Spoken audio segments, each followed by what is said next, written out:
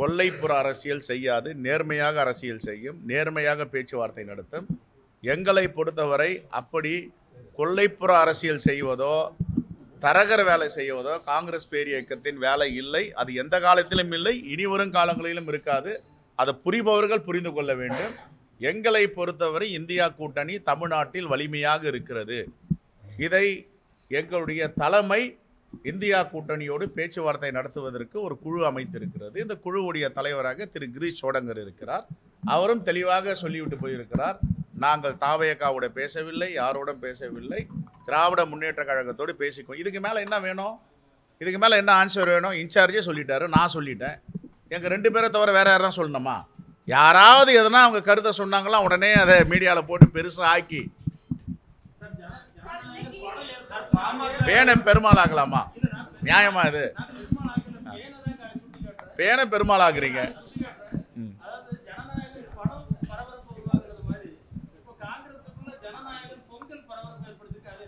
அது காங்கிரஸ் பேரியக்கத்திற்கும் அதற்கும் துளியும் சம்பந்தம் கிடையாது.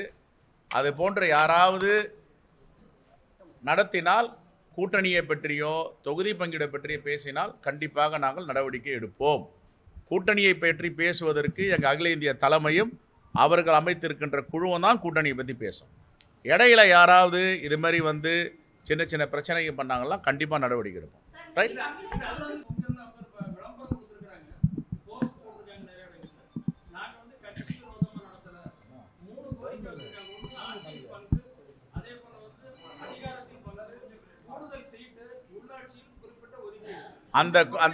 இருங்க அந்த கோரிக்கையை பேச்சுவார்த்தை நடத்துகின்ற குழுவிடம் அளிக்கலாம், தலைமையிடம் அளிக்கலாம், அகில இந்திய தலைமையிடம் அளிக்கலாம். பொது வெளியில் இப்படியெல்லாம் தொகுதி, எத்தனை தொகுதிகள், எப்படியெல்லாம் பேசுறது வந்து வரம்பை மீறிய செயல். அதெல்லாம் பேசக்கூடாது, அதெல்லாம் தவறு. இங்கே நமக்கென்று ஒரு கட்டுப்பாடு இருக்குது, சுய கட்டுப்பாடு இருக்குது. எங்களுக்கு அகில இந்திய தலைமை ஒரு கைட்லைன் கொடுத்துருக்காங்க, பேச்சுவார்த்தைக்கு என்ன பேசணும்ட்டு. நாங்கள் பேசிகிட்டு இருக்கோம். அப்போது இந்த குழு அகில இந்திய தலைமையால் அமைக்கப்பட்ட குழு பேச்சுவார்த்தை நடத்தமா, இவங்க பொது வெளியில் போய் ஒரு பேச்சுவார்த்தைன்ற பேரில் இதெல்லாம் பேனர் போட்டு வைக்கிறாங்கன்னா அது கண்டிக்கத்தக்கது. அப்படி செய்யக்கூடாது.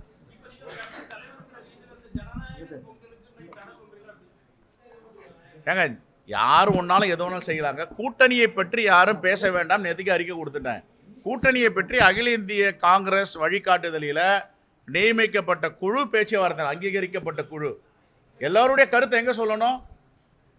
ஒரு 4 ரூம் அறைக்குள்ளே இருக்கிற ரூமில் சொல்லணும். இல்லை வந்து எழுத்துப்பூர்வமாக கொடுக்கலாம், மெயில் அனுப்பலாம், கடிதம் அனுப்பலாம், நேரடியாக போய் சொல்லலாம்.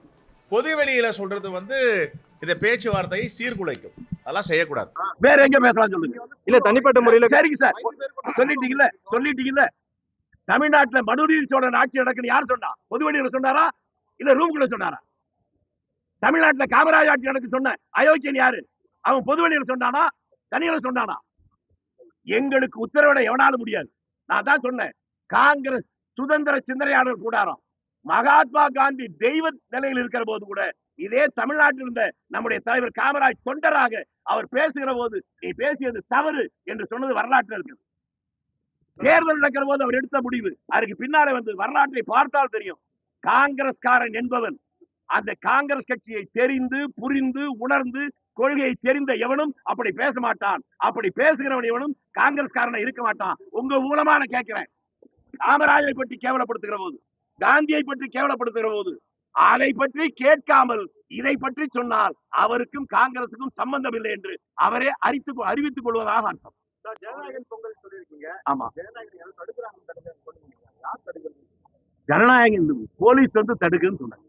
படத்தை கூட தடுக்கிறாங்கன்னு சொன்னீங்க. ஏதோ அது பேப்பர்ல பார்த்தேன், நீங்க தான் சொல்லணும். ஏன் இப்போ வந்து தமிழ் மாநில காங்கிரஸ் தலைவர் செல்வபெருந்தகை தொடர்ச்சியா சொல்றாரு, நாங்க திமுக சார், நான் ஒண்ணு சொல்றேன் சார், திரும்பி என்ன சொல்றேன்னா, நான் காங்கிரஸ்காரனா இருக்க வேண்டுமா என்பதற்கு நான் இதை சொன்னாதான் புரியும். நான் இந்த கட்சியில 68 மெம்பரான 71 தேர்தலே மேல 4 கேஸ், 72 திருச்சியில ஒரு போராட்டம் நடக்கிற போது 5-6 கேஸ். இப்படி வாழ்நாள் முழுக்க அடிபட்டு உதப்பட்டு காங்கிரஸ் வந்திருக்கலாம். அவர்கிட்ட போய் கேளுங்க எப்ப காங்கிரஸ் வந்தாரு, யாருக்கு சொல்லணும்னு கேட்டு. ஏதா வேண்டாம் இருக்கட்டும் சார், ஏதா வேண்டாம் இருக்கட்டும். நான் ஒரே வாரத்தில் முடிச்சுட்டேன். எங்களுக்கு யாரும் உத்தரவிட முடியாது. காங்கிரஸ்காரன் சுதந்திர சிந்தனையாளர், அவன் தான் காங்கிரஸ்காரன். அவனை யாரும் அவனும் அடிமையாக மாட்டான், வேற யாரையும் அடிமையாக்க மாட்டான். நாங்க கட்சி தலைமை சொல்லிட்டு அப்புறம் பேசிக்கிறோம். இல்ல சார், தலைமை கிட்ட நாங்க இந்த கருத்துல எடுத்துட்டு போறோம். தனிப்பட்ட முறையில இந்த கருத்துக்களை கூறுங்க சார். நான் பொதுவெளியில கூறி ஒரு முதல்ல கேட்டேன், மனுநீதியோட ஆட்சி நடக்குது யார்கிட்ட சொன்னார்? பொதுவில் தானே சொன்னாரு. அவருக்கு மட்டும் தான் உரிமை இருக்கா? இந்த விவகாரம் கூட்டணி ஏதோ வேண்டாம் இருக்குது சார். பொதுவெளியில சொல்ற நோக்கெல்லாம் யாருக்கும் கிடையாது. நீங்க ஆட்சியில பங்கு கேட்கறது எல்லாருடைய உரிமை. உரிமையை அரங்கத்துக்குள்ள எங்களுக்குள்ள நான் பேசணும் முடிவு பண்ணிருந்தோம். கூட்டணியை பற்றியும் யாரோட கூட்டணி எப்படிங்கிறத பற்றியும் நாங்க எந்த இடத்துலயும் வெளியே சொல்லவும் இல்லை, சொல்லக்கூடிய நிலையிலும் நாங்க இல்ல. இதுக்கு எங்க அகில இந்திய காங்கிரஸ் தலைமையா சொல்லலாம். பட் எங்களுக்கும் பர்சனல் ரைட்ஸ் இருக்கு இல்லையா? எங்க உரிமையை ஒரு அரங்கத்துக்குள்ள பேசுறது கூட விடமாட்டேன்னு சொன்னாங்கன்னா அது எப்படி சரியா இருக்கும்? எங்க உரிமையை நாங்க அரங்கத்துக்குள்ள தான் பேசுறோம், பொதுவெளியில பேசுறோம்னு சொன்னா பொதுவெளியில பேச வேண்டிய நிலைமையை உருவாக்குறாங்க. இப்ப கூட பேசுற போது எதுவுமே நாங்க எங்க யாரோட கூட்டணி வைக்கணும், என்ன பண்ணணும்ன்றத பத்தி நாங்க பேசல. எங்களை ஏன் தடுக்கிறீங்க? ஏன் ஒரு ஜனநாயக பூர்வமா ஒரு அரங்கத்துக்குள்ள உள்ளரங்கத்துக்குள்ள ஒரு கூட்டத்தை ஏற்பாடு பண்ணா அது நடத்தக்கூடாதுன்னு சொல்லிட்டு தொடர்ந்து கிட்டத்தட்ட 4 மணி நேரம் போராட்டம். உங்களுடைய இந்த கோரிக்கை இருக்கு இல்லையா, இந்த ஆட்சியில பங்கு அதிகாரத்துல பங்கு நாங்க இருக்கணும் அப்படின்ற கோரிக்கைய அந்த குழுவினர் பேச போகும்போது திமுக கிட்ட பேச மாட்டாங்க அப்படின்னு நினைக்கிறீங்களா? அவங்களும் இதே எண்ணத்தோட தானே இருப்பாங்க. காங்கிரஸுக்கு ஆட்சியில அதிகாரம் எண்ணத்தோட இப்பதாங்க தெரியுது காங்கிரஸ் வளர்க்கறதுக்கு அவங்க இருக்காங்கன்னு. நான் ஒரு நிமிஷம் நான் உங்களை பார்த்து கேட்கிறேன். திமுக ஆட்சி, குறிப்பாக ஜெயலலிதா ஆட்சி தான் மிக மோசமான ஊழல் ஆட்சி திமுக சொல்லுச்சா?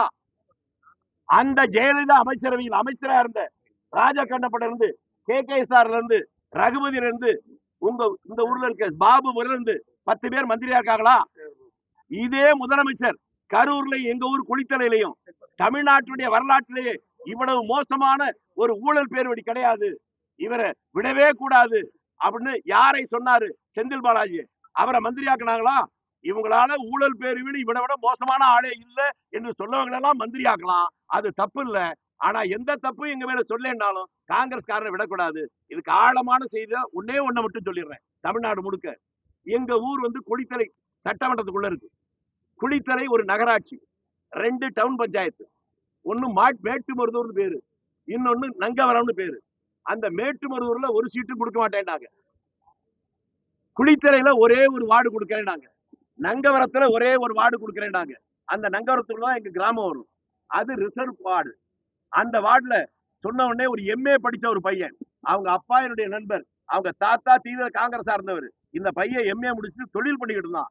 உங்க அப்பா தாத்தா எல்லாம் இருந்த கட்சிடா, நீ நின்றான்னு சொல்லி நான் கொஞ்சம் பணமும் கொடுத்து நிக்க சொன்னேன். அவனுக்கு எதிராக ஒருவனை நிறுத்தி 5 லட்சம் ரூபாய் கொடுத்து அவனை தோற்கடிக்கணும். அவனை தோற்கடிக்கலான்னு நீ ஊர்ல இருக்க முடியாது என்று செந்தில் பாலாஜி செய்தது நான் குற்றம் சொல்றேன். குடித்துறையில் அதே மாதிரி போட்டி போடுற ஒரே ஒரு வார்டு கொடுத்து அதையும் தோற்கடித்தாங்க. நீங்க விசாரிச்சுங்க, தமிழ்நாடு முழுக்க அத்தனை. எங்கேயாவது கொடுக்கிற சீட்டே 1-2. ஒரு கட்சி பலமாக இருக்குன்னா MLA MP வரல, கீழே இருக்கக்கூடிய ஊராட்சி பஞ்சாயத்து அதுல இருக்கக்கூடிய உறுப்பினர்கள் தான் கட்சியுடைய பலம். எங்கேயுமே யாரும் வந்துவிடக் கூடாது. கொடுக்கறது 15 அல்லது 35 சீட்டு இருக்கிறத 1 கொடுப்பாங்களாம், அதையும் தோற்கடிப்பாங்களாம். அவங்கதான் வளர்க்கிறாங்கன்னு நீங்க சொன்னீங்கன்னா நான் ஒண்ணும் பதில் சொல்லுவேன். கூட்டணியில இருக்கும்போது நேரடியா குற்றச்சாட்டு வைக்கிறீங்க. அப்ப கூட்டணியில இருந்து வெளியேறலாம் அப்படின்னு ஒரு பகுதி. இல்ல நீங்க சொல்றது தப்பு. கூட்டணி ஆட்சி இருந்தாதான் எப்போதும் கூட்டணி நடக்கும். கமிட்மெண்ட் இருக்கு. மற்றபடி கூட்டணி தேர்தலுக்கான ஏற்பாடு தான். தயவு செய்து ஊடகவியலாளர்கள் சரியாக புரிஞ்சு. சார், உங்களுடைய இந்த கருத்தை அடுத்த கட்டமா எப்படி எடுத்துட்டு போறீங்க? அடுத்த கட்டம் எங்களுக்கு அகில இந்திய தலைமையிட்ட நாங்க கடுமையா ராகுல் காந்தி 13ஆம் தேதி தமிழ்நாடு வராரு. அவரை சந்திக்க டெல்லியில போய் எல்லாரையும் பார்த்து பேச போறாங்க. அப்புறம் இங்க வர்றாரு பேசுறாங்க. டெல்லியில போய் எங்களுடைய கருத்தை பகிரங்கமா சொல்லுவோம், வெளிப்படையா சொல்லுவோம். எங்களுக்கு தெளிவாக நம்பிக்கை இருக்கிறது, திடமான நம்பிக்கை இருக்கிறது. எங்களுடைய உணர்வுகளை புரிந்து கொண்டு டெல்லி தலைமை நல்ல முடிவெடுக்கும் என்று நாங்கள் நம்புகிறோம். பேசுறதுக்கான காரணம் உங்களுக்கு ஒரு வாய்ப்பு இப்ப தாவேகாவுல இருக்கு. அவர் ஆட்சியில அதிகாரம் உங்க கற்பனைக்கு நான் 144 போட முடியாது. உங்க கற்பனைக்கு நான் 144 போட முடியாது. அது உங்க விருப்பம். நாங்க எங்க உரிமைக்காக போராடிக்கல. நீங்க அதுக்கு ஒரு காரணம் சொல்றீங்க. விஜயை பார்த்துட்டு வந்திருக்காரு. இந்த மாதிரி தயவு செஞ்சு சொல்றேன், என்ன யாருன்னு தெரிஞ்சுக்கிட்டாலும் பேசுங்க. நான் யாரு, அவருக்கு எனக்கு என்ன தொடர்பு உங்களுக்கு தெரிஞ்சா பேசுங்க, இல்லைன்னா இப்படி கேட்காது. அவங்க தாய் மாமன் பெரிய பாடகர், 35 ஆண்டுகள் என் நண்பர். அவரு நானும் பேச என்ன இருக்கு? ஏன் முதலமைச்சர் போய் மோடியை பார்க்கலையா, அமித்ஷா பார்க்கலையா? அப்ப இந்த கேள்வி கேட்டீங்களா? தயவு செஞ்சு இப்படி எல்லாம் கேட்க